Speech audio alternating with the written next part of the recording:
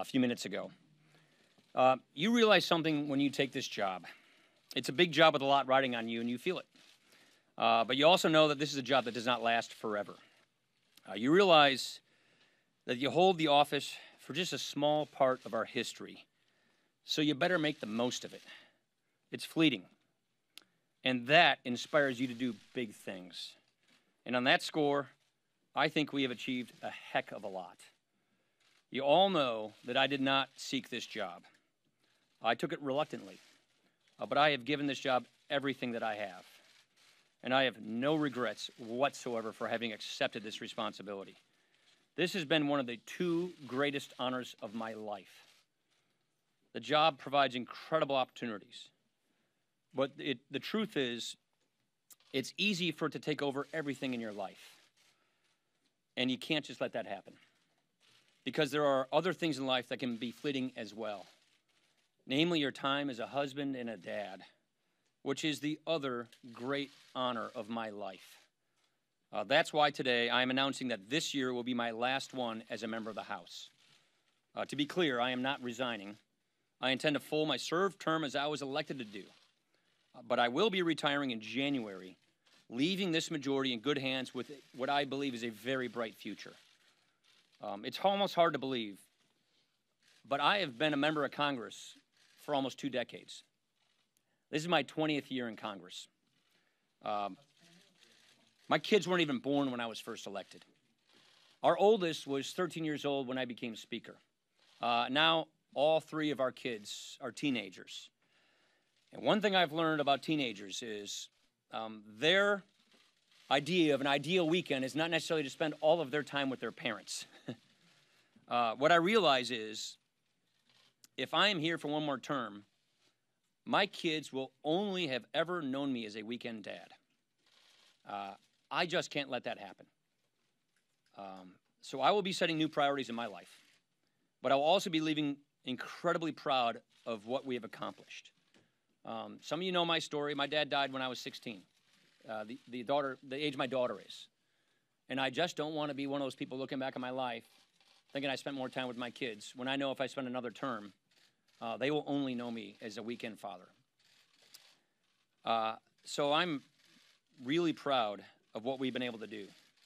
When I took this job, one of my conditions was that we aim high, that we do big things, that we fashion an agenda, that we run on that agenda, that we win an election, and then we execute that agenda. I am so proud that that is exactly what we have done and what we are doing right now. We've accomplished so much since then. Probably the 2 biggest achievements for me are, first, the major reform of our tax code for the first time in 36 years, which has already been a huge success for this country, and that's something I've been working on in my entire adult life. Second, something I got much, much more invested on since becoming Speaker, is to rebuild our nation's military. And after tax reform addressing our military readiness crisis, that was a top priority that we got done last month as well. These I see as lasting victories that will make this country more prosperous and more secure for decades to come. There are so many other things that we have gotten done. And of course, I'm going to look back proudly on my days at the Budget Committee and the Ways and Means Committee. But I don't want to be too sentimental here. I want to be clear, I'm not done yet. I intend to run through the tape to finish the year.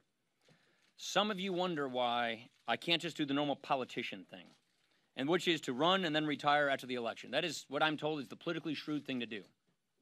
I considered that. But just as my conscience is what got me to take this job in the first place, my conscience could not handle going out that way. I pledged to serve the people of Wisconsin in the 1st District honorably. And in order to serve the people in my district honorably, I have to serve them honestly.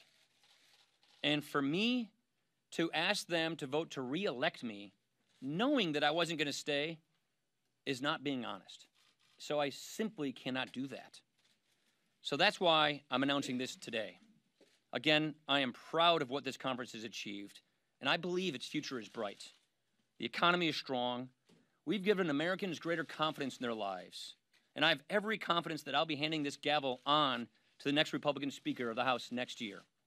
So just to close, I said earlier that I didn't want this job at first. And most of you know this. I really actually didn't. But I have to thank my colleagues for giving me this opportunity and this honor.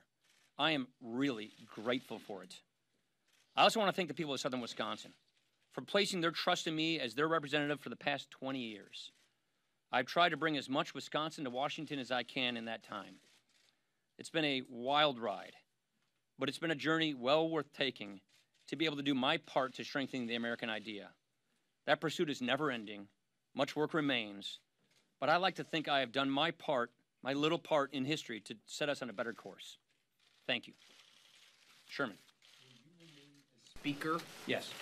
You have no plans to call early leadership elections? Correct. I think it's tenable for you guys to have a 6-month leadership I election? do.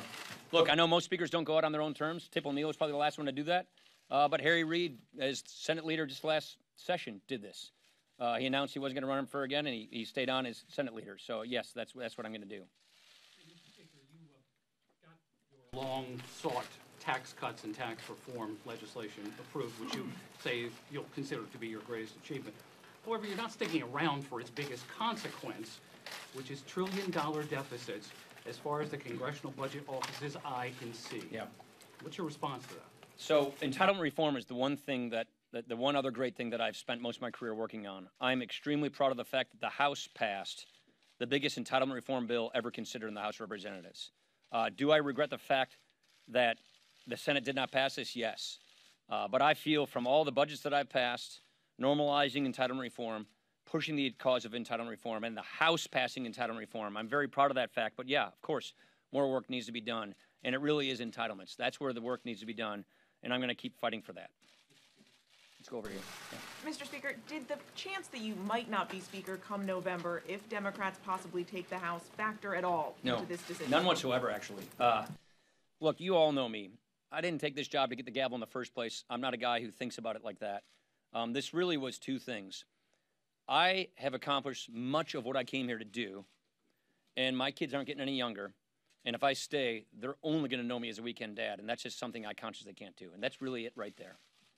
Yeah. Do you worry about the impact of your announcement on the 2018 midterms and perhaps sending a signal that the House is lost for Republicans? Yeah, I gave it some consideration, but I really do not believe whether I stay or go in 2019 is going to affect a person's individual race for Congress.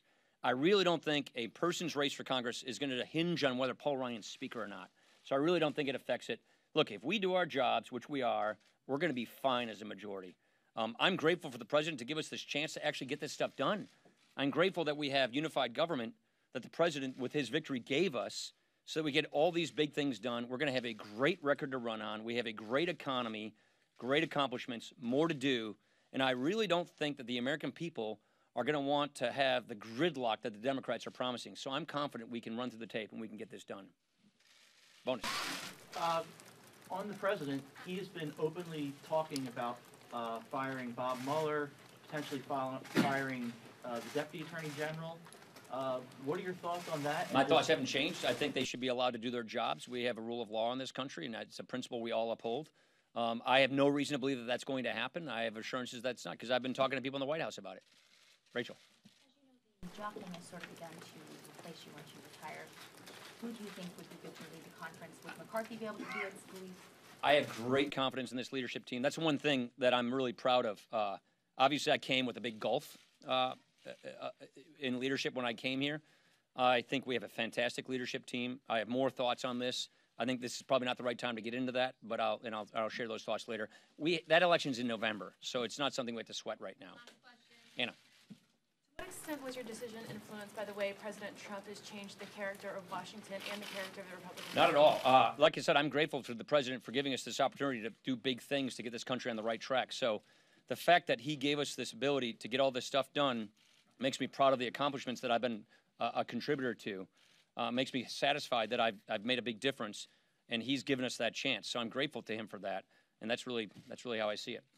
Thank you very much, everybody. Take care.